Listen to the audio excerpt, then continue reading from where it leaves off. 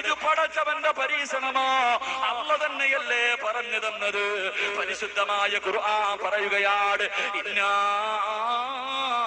ഖലഖനൽ ഇൻസാന മിൻ നുത്ഫത്തിൻ അംസാജ് നബ്തലീ.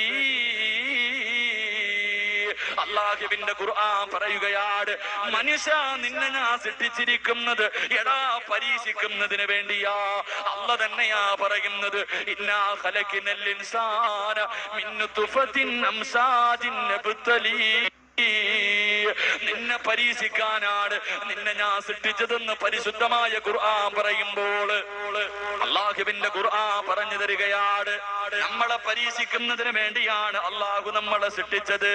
അഫഹസിബതും അന്നമാ ഖലഖനാകും അബസാ വഇന്നകും ഇലൈനാ ലാ തുർജഊൻ. അല്ലാഹു നമ്മളോട് ചോദിക്കുകയാ, നിന്നെ സൃഷ്ടിച്ചിരിക്കുന്നത് വെറുതെയാണെന്ന് നിനക്ക് തോന്നുന്നുണ്ടോ? അം ഹസിബതും അൻ തദ്ഖുലുൽ ജന്ന, വെറുതെ അങ്ങ് സ്വർഗ്ഗത്തിൽ പോകാമെന്ന് നീ കരുതുന്നുണ്ടോ?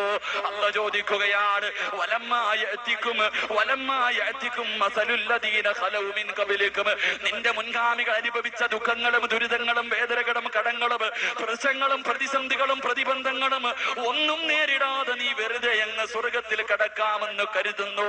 ഇല്ല ചെറുപ്പക്കാരാ, ഇല്ല പെങ്ങള്, അല്ലാഹു എന്നെയും നിന്നെയും സൃഷ്ടിച്ചിരിക്കുന്നത് പരീക്ഷിക്കാരാ. അല്ലാഹു തന്നെ പറയുകയാ, എങ്ങനെ പരീക്ഷിക്കുമെന്നറിയുമോ? അല്ലാഹുവിന്റെ ഖുർആൻ തന്നെ പറഞ്ഞു തരുന്നു, ഞാൻ എന്റെ അടിമകളെ എങ്ങനെ പരീക്ഷിക്കുമെന്നറിയുമോ? അല്ലാഹുവിന്റെ ഖുർആൻ പറയുകയാണ്, വലനബ്ലുവന്നകും ബിശൈഇൻ മിനൽ ഖൗഫി വൽ ജൂഇ വനകസിൻ മിനൽ അംവാലി വൽ അൻഫുസി വസ്സമറാത്ത് വബശ്ശിരി സാബിരീൻ. അല്ലാഹുവിന്റെ ഖുർആൻ തന്നെ പറഞ്ഞു തരികയാ, എന്റെ അടിമകളെ ഞാൻ പരീക്ഷിക്കുന്നത് എങ്ങനെയെന്നറിയുമോ? എനിക്കിഷ്ടപ്പെട്ടവര് എന്റെ അടിമകളെ ഞാൻ എങ്ങനെ പരീക്ഷിക്കുമെന്നറിയുമോ? അവന് ഭയം കൊടുത്ത് പരീക്ഷിക്കും, അവന് പട്ടിണി കൊടുത്ത് പരീക്ഷിക്കും, അവന് കടങ്ങളും നഷ്ടങ്ങളും ഉണ്ടാക്കിയിട്ട് പരീക്ഷിക്കും, അവന്റെ കച്ചവടം മുഴുവനും തകർത്തിട്ട് ഞാൻ പരീക്ഷിക്കും, മാരക രോഗങ്ങൾ കൊടുത്തിട്ട് പരീക്ഷിക്കും, സ്വന്തം മക്കളുടെ മയ്യത്ത് പള്ളിക്കാട്ടിൽ കൊണ്ടുപോയി സ്വന്തം മക്കളുടെ മയ്യത്ത് കബറടക്കിയിട്ട് അല്ലാഹു തന്റെ അടിമകളെ പരീക്ഷിക്കുമെന്ന് പരിശുദ്ധമായ ഖുർആൻ പറഞ്ഞു തരുമ്പോൾ, അല്ലാഹുവിന്റെ ഖുർആൻ പറഞ്ഞു തരുമ്പോൾ, എന്റെ പ്രിയമുള്ളവരെ, അല്ലാഹു തന്നെയാ പറഞ്ഞത്, മനുഷ്യ നിന്നെ ഞാൻ പരീക്ഷിക്കാൻ സൃഷ്ടിച്ചതെന്ന് പറയുമ്പോ, എന്റെ പ്രിയമുള്ളവരെ, അല്ലാഹുവിന് ഇഷ്ടമില്ലാത്തത് കൊണ്ടല്ല നിനക്ക് കടം തന്നത്, നിനക്ക് രോഗം തന്നത്, നിന്റെ കച്ചവടം നഷ്ടത്തിലാക്കിയത്, നിന്റെ മക്കളെ മരിപ്പിച്ചത്, നിന്നെ ഇതുപോലെ ഒന്നിനു പുറകെ ഒന്നൊന്നായി ജീവിതത്തിലേക്ക് ദുരിതങ്ങൾ തരുന്നത് അല്ലാഹു നിന്നോട് ഇഷ്ടമില്ലാത്തത് കൊണ്ടല്ല, സ്നേഹമുള്ളത് കൊണ്ടാ, സ്നേഹമുള്ളത് കൊണ്ടാ. അല്ലാഹുവിന്റെ റസൂല് പറയുന്നു, സഹാബാ, അല്ലാഹുവിന് ചില അടിമകളുണ്ട്, ആ അടിമയ്ക്ക് സ്വർഗം നിർബന്ധമാണ്. അല്ലാഹു പറയുന്നു, എനിക്ക് ചില അടിമകളുണ്ട്, ആ അടിമയ്ക്ക് സ്വർഗം നിർബന്ധമാ. 10-60 വർഷക്കാലം, 30, 40, 50 വർഷക്കാലം ആ മനുഷ്യൻ ജീവിക്കും. പക്ഷേ സ്വർഗത്തിൽ കടക്കാറുള്ള ഒരു നല്ല കാര്യവും ആ മനുഷ്യന് ചെയ്തിട്ടില്ല. അവസാനം സ്വർഗം കൊടുക്കാറ് അല്ലാഹു ആ മനുഷ്യന് മാരക രോഗങ്ങൾ കൊടുക്കുകയാ, ദുഃഖങ്ങൾ കൊടുക്കുകയാ.